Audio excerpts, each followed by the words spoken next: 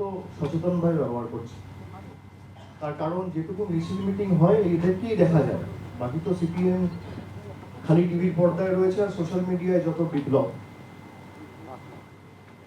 এবং পুরো ক্ষোভ বা তাদের যে আক্রমণটা সেটা তৃণমূল কংগ্রেস মমতা বন্দ্যোপাধ্যায় আমাকে তো করে, কিন্তু স্বাধীনতা একটা গণ্ডির মধ্যে থেকে কাজ করা এবং রাজনৈতিক লড়াইটা লড়া, কোনো মতে সেই স্বাধীনতার গণ্ডি যাতে কেউ অতিক্রম না করে। আজকালকার দিনের যারা সিপিএম এর প্রতিনিধিরা সোশ্যাল মিডিয়ায় বক্তব্য রাখছেন বা সমাজ মাধ্যমে বা সংবাদ মাধ্যমে যায়, তাদের অনেকের কথা আমি শুনি। ব্যক্তিগতভাবে আমি প্রতিপক্ষকে দেখেছি কোনোদিন তারা কোনো দলকে আক্রমণ করেনি, এবং বিজেপির বিরুদ্ধে আমাদের যে লড়াই, আমি যদি এসআইআর এর উদাহরণ নিয়ে বলি, যে আজকে এসআইআর বাংলা সহ 12টা রাজ্যে হচ্ছে। এই এসআইআর এর পদ্ধতিগত যে ত্রুটিগুলো রয়েছে এগুলো নিয়ে যদি কেউ সরব হয়ে থাকে একমাত্র তৃণমূল হয়েছে। গায়ের জোরে মানুষকে লাইনে দাঁড় করিয়ে জীবিত মানুষের নাম গায়ের জোরে কেটে দেওয়া, বাংলার ক্ষেত্রে নিয়ম আলাদা, বিহারের ক্ষেত্রে নিয়ম আলাদা, এই দ্বিচারিতা তো হতে পারে না। এর বিরুদ্ধে তৃণমূল কংগ্রেস যেভাবে কোর্টে, মাঠে, পার্লামেন্টের ভিতরে বাইরে লড়াই করেছে, সিপিএম তো একটা রাজ্যে ক্ষমতায় রয়েছে, সিপিএম এর এখানে অনেক নেতা রয়েছে, তাদের তো কেউ বারণ করে। আমাদের হাত শক্তিশালী করতে বলছি, আপনারা পৃথকভাবে লড়ুন।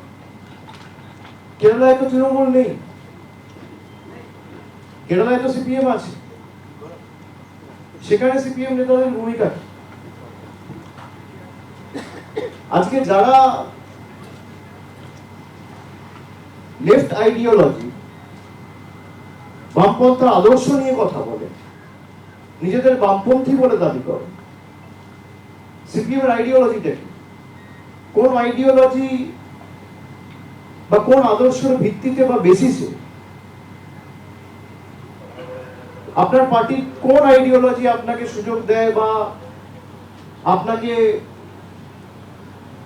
বলে যে হুমায়ুন কবিরের মতো লোকের সাথে বসে আপনাকে জোট করতে হবে বা ডিল করতে হবে? কোন আইডিওলজির ভিত্তিতে 2021 সালে যেখানে আপনি কেরালায় কংগ্রেসের বিরুদ্ধে লড়াই করছেন, সেখানে একই সময়, একই দিনে, একই মাসে, একই সপ্তাহে, একই দিনে, একই টাইমে বাংলায় কংগ্রেসের সাথে লড়াই করছে? কোন আইডিওলজির বেসিসে? কোন আইডিওলজির বেসিসে আপনারা লক্ষ্মীর ভান্ডারের মতো সহায়তাকে ভিক্ষা বলেন? কোন আইডিওলজির বেসিসে একটা প্রান্তিক মানুষকে যে সরকার চাল, ডাল, আর্থিক সাহায্য সহযোগিতা পৌঁছে দিচ্ছে তাদেরকে ভিক্ষুক বলে বা ছোট করে খাটো করে দেখে? কোন আইডিওলজির বেসিসে?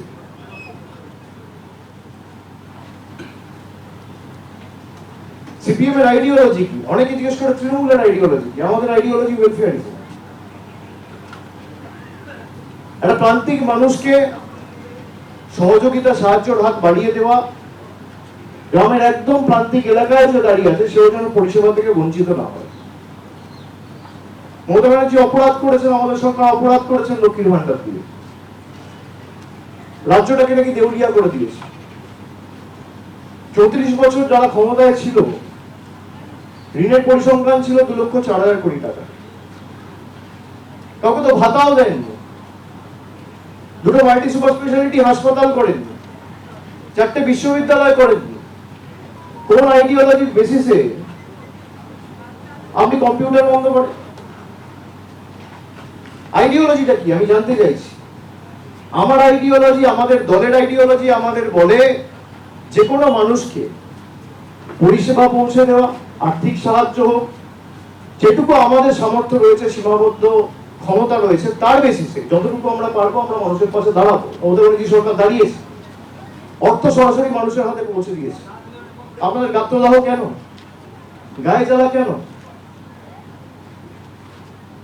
আমি দুদিন ধরে সংবাদ মাধ্যম দেখছি, সেখানে প্রতিকূলকে বলা হচ্ছে তৃণমূলের সাথে ডিল করেছে। ডিলটা কি? ডিল তিনি বিধানসভা নির্বাচনের টিকিট পাচ্ছে। প্রতিকূল আমাকে নিজে এসে বলছে, দাদা দল যদি আমাকে টিকিট দেয় আমি টিকিট দেবো না। আপনি একটা ছেলেকে জানেন না, আপনার সাথে যে এতদিন ধরে দল করলো তাকে আপনি চেনেনই না। আপনি তাকে আগেই ঘোষণা করে দিলেন যে সে বেঈমান, সে গদ্দার। তার কারণ আপনার কাছে সে বশ্যতা স্বীকার করে, আপনার হ্যাঁতে হ্যাঁ মেলায়নি, আপনার স্তাবকে পরিণত হয়নি। খুব গায়ে জ্বালা সেলিম বাবুদের। তৃণমূলের সাথে ডিল হয়েছে, সংবাদ মাধ্যমে স্নো পাউডার মেখে ঘুরে বেড়ানো নেতা বলে দিচ্ছে তৃণমূলের সাথে সেটেলমেন্ট হয়ে গেছে। আমি এটা সংবাদ মাধ্যমে বলতাম না, কিন্তু আমি যদি এটা না বলি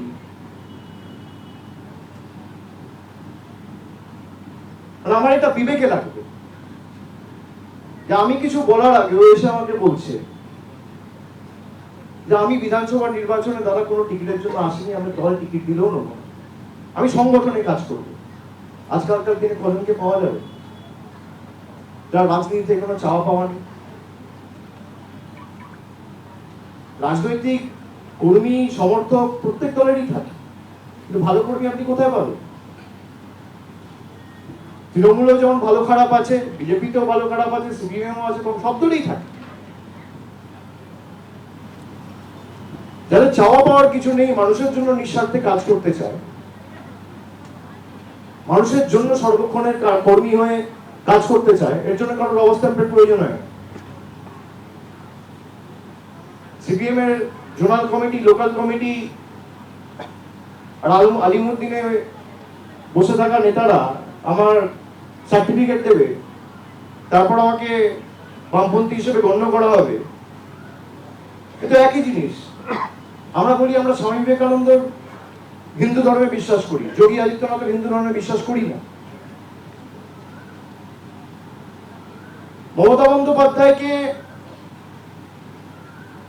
মহেশ্বতা দেবীর মতো একজন লেখক তিনি প্রকাশ্যে বলেছিলেন, আমার এখনো মনে আছে, খুব সম্ভবত উলুবেড়িয়ার একটা সভা থেকে, যে মমতার বয়স বাড়ছে, এনার্জিও বাড়ছে। আমার এখনো মনে আছে। মহেশ্বতা দেবীর মতাদর্শ কি ছিল? অমর্ত্য সেনের মতাদর্শ কি? অমর্ত্য সেন বলছেন দেশের যোগ্য প্রধানমন্ত্রীর পদপ্রার্থী হচ্ছে মমতা বন্দ্যোপাধ্যায়। আমি বলছি না, আপনারা আমাকে মিসকোট করবেন না। অমর্ত্য সেন বলছে। তার আইডিওলজি কি? তিনি বামপন্থী নয়? যাকে অমর্ত্য সেন, মহেশ্বতা দেবীর মতো ব্যক্তিত্বরা স্ট্যাম্প দিয়েছে, তাকে মোহাম্মদ সেলিমের স্ট্যাম্পের জন্য অপেক্ষা করতে হয়। যারা তৃণমূলের আইডিওলজি নিয়ে কটূক্তি করে, ব্যঙ্গ বিদ্রুপ করে, তৃণমূল দলটার কোনো আইডিওলজি নেই। আমার আইডিওলজি ওয়েলফেয়ারিজম। একটা গ্রামে যদি আগুন লাগে, কাউকে পান না পান, ফায়ার ব্রিগেডের প্রথম ফোনটা করবে তৃণমূলের সেই পঞ্চায়েতের নেতা বা কর্মী। এটাই আমার আইডিওলজি। কারোর বাড়িতে কোনো বয়স্ক মানুষ যদি কোনো ব্যাধিতে আক্রান্ত হয়ে রাত্রিবেলা অ্যাম্বুলেন্সের প্রয়োজন হয়, অ্যাম্বুলেন্সটা ডাকবে যে সে তৃণমূলের কর্মী বা নেতা। এটাই আমার আইডিওলজি।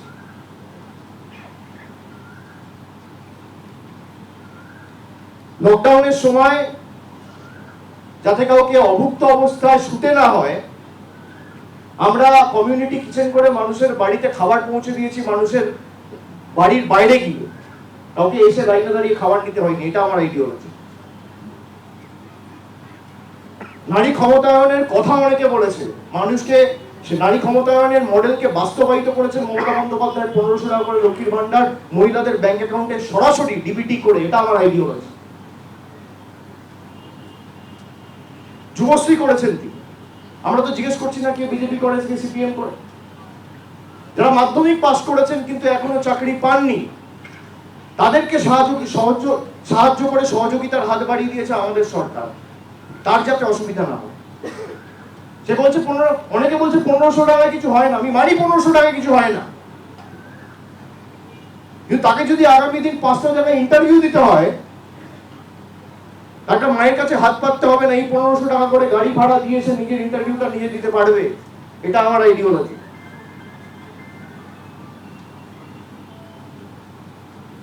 পনেরোশো টাকায় কি হয়? 1500 টাকায় হয়তো কিছু হয় না, কিন্তু 5 বছরের জন্য তাকে 1500 টাকা করে দেওয়া, বছরে 18,000 টাকা, 5 বছরে 90,000 টাকা। যারা বলছে তারা 9,000 টাকা দিয়েছে, 900 টাকা দিয়েছে, 90 টাকা দিয়েছে মানুষকে। এই 2,04,000 কোটি টাকা ঋণের হিসাব কোথায়? আপনি মমতা বন্দ্যোপাধ্যায় সরকারের আমলে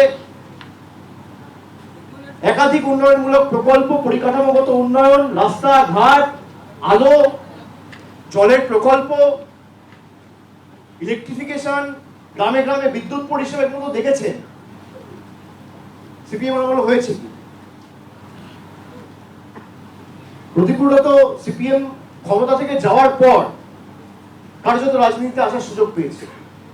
ওর বয়স তো বেশি না, আমার থেকে ছোট, 5 বছরের।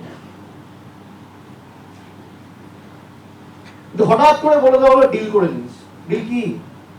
আমি বলার আগে আমায় বলেছি। ঋতব্রত বন্দ্যোপাধ্যায় যখন এসেছিল, চাওয়া পাওয়ার জন্য আসেনি। কানাইয়া কুমারের মতো ছেলে চলে গেছে কংগ্রেসে, সব ধান্দাবাজ। আর যাদের অঙ্গুলি হেলনে 35% ভোট বিজেপিতে ট্রান্সফার হয়েছে, তারা কত তুলসী পাতা। তারা জবে থেকে দল চালাচ্ছে, সিপিএম চালাচ্ছে, সিপিএম এর 40% ভোট 2016 সালে সিপিএম এর কজন বিধায়ক ছিল। কি এমন জাদু কাটে 4% 5% ভোটে নেমে গেল 3 বছরের মধ্যে 2019 সালে? যাদের কারণে আজ সিপিএম শূন্য, তারা আজকে অন্যকে আক্রমণ করে ব্যক্তি আক্রমণে নেমেছে। আয়নায় নিজের মুখটা দেখা উচিত। কার সাথে লড়বেন আগে ঠিক করুন। যারা বিজেপির কথায় উঠছে বসছে, বিজেপির থেকে টাকা নিয়ে বাংলায় আগুন জ্বালানোর চেষ্টা করছে, তাদের সাথে রথের অন্ধকারের মিটিং। 2021 সালে একই জিনিস করেছে, 2026-এও একই জিনিস। এত বড় রেজিমেন্টেড পার্টি, কখনো আব্বাস সিদ্দিকী, কখনো নৌসাদ সিদ্দিকী, কখনো হুমায়ুন কবির, লজ্জা লাগে না? আপনারা তৃণমূলের আইডিওলজি নিয়ে ব্যঙ্গ বিদ্রুপ করেন।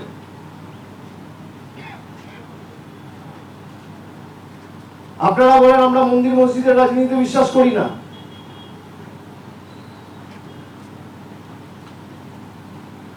যারা এই বড় বড় কথা বলে, প্রশ্ন করে, অন্যকে ব্যঙ্গ বিদ্রুপ করে, ছোট করে, খাটো করে দেখায়, তাদেরকে বলবো আয়নায় মুখ দেখুন।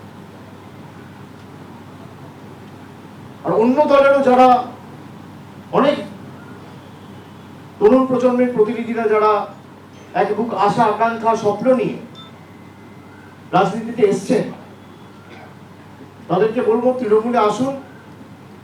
যতদিন আমি আছি, কতদিন আমি রাজনীতি করবো আমি জানি না। সে কি মানে আমি তো দলে একটা ঊর্ধ্বসীমার কথা বলেছি। I have to lead by example. মানুষ যতদিন মার্কেট তো রাজনীতি করে না, তাকে তো অন্য কিছু করতে হতে পারে। তাহলে আমি কালকেই ছেড়ে দিচ্ছি, পাওয়ার কোনো প্রশ্ন নেই। কিন্তু যতদিন আমি আছি, মানুষ কতদিন বেঁচে আছে, কাল কি হবে, পরশু কি হবে, তো ভগবানের হাতে। আপনারা কেউই বলতে পারবেন না, আমিও বলতে পারবো না। আমি অন্তত সুযোগ করে দেবো আমার যতটুকু সামর্থ্য রয়েছে, এবং আমাদের দলনেত্রী। আপনারা শুনছিলেন প্রতিকুর রহমান। পাশে দাঁড়িয়ে অভিষেক বন্দ্যোপাধ্যায় বলছেন প্রতিকুর রহমান তিনি জয়েন করেছেন তৃণমূল কংগ্রেসে, আর তার মধ্যেই খবর সিপিএম তার দল তাকে বহিষ্কার করেছে। যদিও দল তিনি আগেই ছেড়ে দিয়েছেন, দলের পদক্ষেপ এবার বহিষ্কার করা হয়েছে সিপিএম থেকে প্রতিকুর রহমানকে। আর প্রতিকুর রহমান কিছুক্ষণ আগে আপনারা শুনছিলেন, প্রতিকুর রহমান দাঁড়িয়ে রয়েছেন অভিষেক বন্দ্যোপাধ্যায়ের পাশে। আর অভিষেক বন্দ্যোপাধ্যায় বক্তৃতা।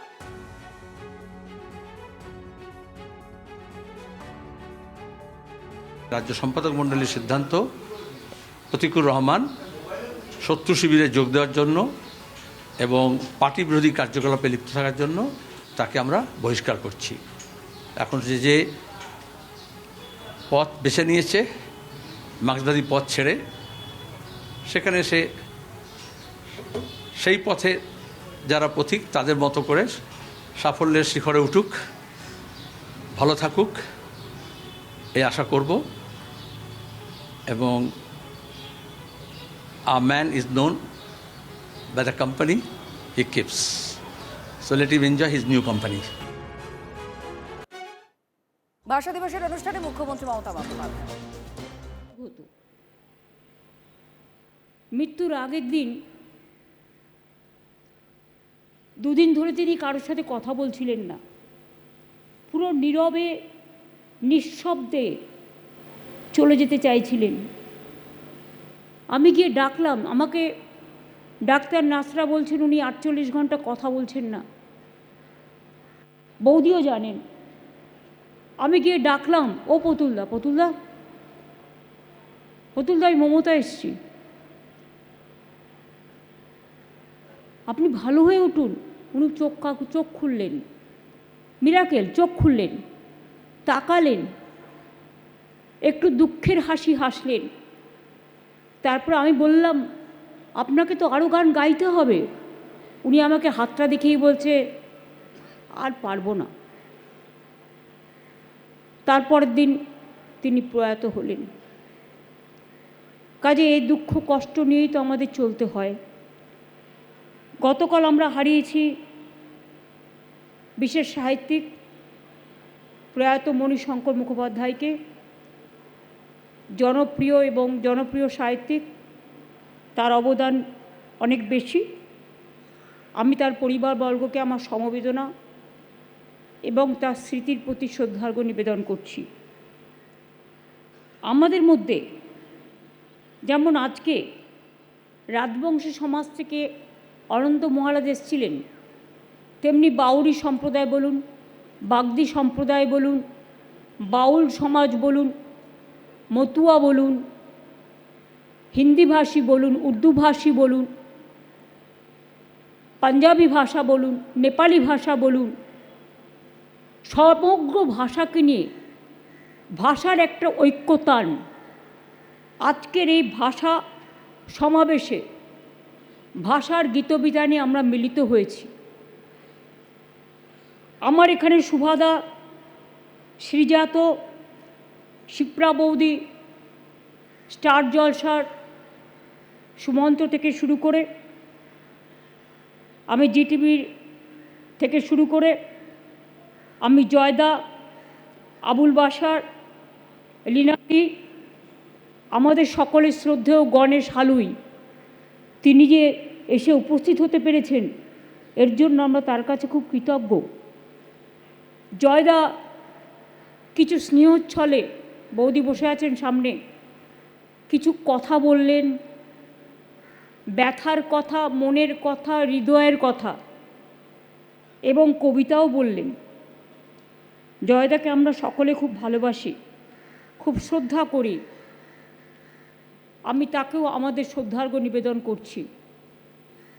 আমি আবুল বাসার সাহেব থেকে শুরু করে, শ্রীজাতদা খুব ভালো কবিতা বললেন থেকে শুরু করে, বইমেলা সুধাংশুদা, ত্রিদীপদা, যারা না থাকলে বইমেলা সম্পূর্ণ হয় না, তারা থেকে শুরু করে সঙ্গীত জগতের রূপঙ্কর, রাঘব, ইমন, শিরাধা, বাবুল সুপ্রিয়, ইন্দ্রনীল, কার্তিক বাউল, অরুন্ধতিদি, শিবাজিদা, নচিকেতা থেকে শুরু করে আরও অনেকে যারা এসছেন, এছাড়াও যারা বঙ্গবিভূষণ, এটা রাজ্যের সর্বোচ্চ সম্মান, এবং বঙ্গভূষণও আজকে পেয়েছেন, তাদের পরিবার, তাদের কর্মজগৎ, তাদের সামাজিক জগৎ, তাদের সাংস্কৃতিক জগৎ,